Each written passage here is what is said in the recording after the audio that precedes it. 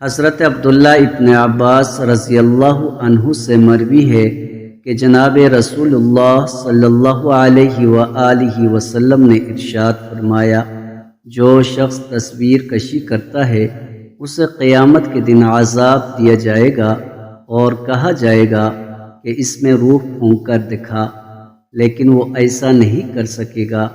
جو شخص جھوٹا خواب بیان کرے اسے بھی قیامت کے دن عذاب ہوگا اور اسے جو کے 2 دانوں میں گرہ لگانے کا حکم دیا جائے گا، لیکن وہ ایسا نہیں کر سکے گا۔ اور جو شخص کسی گروہ کی کوئی ایسی بات سن لے جسے وہ اس سے چھپانا چاہتے ہوں تو اس کے دونوں کانوں میں قیامت کے دن عذاب انڈیلا جائے گا۔ مسند احمد، حدیث نمبر 1769۔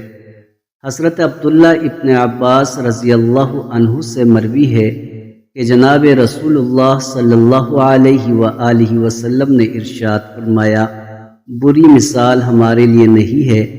جو شخص ہدیہ دینے کے بعد واپس مانگتا ہے اس کی مثال اس کتے کی سی ہے جو قے کر کے اسے دوبارہ چاٹ لے۔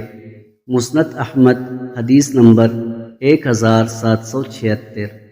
حضرت عبداللہ ابن عباس رضی اللہ عنہ سے مروی ہے کہ میں نے نبی صلی اللہ علیہ وآلہ وسلم کو دوران خطبہ یہ ارشاد فرماتے ہوئے سنا ہے کہ تم اللہ سے اس حال میں ملو گے کہ تم ننگے پاؤں، ننگے بدن، پیدل اور غیر مختون ہوں گے۔ مسند احمد، حدیث نمبر 1814۔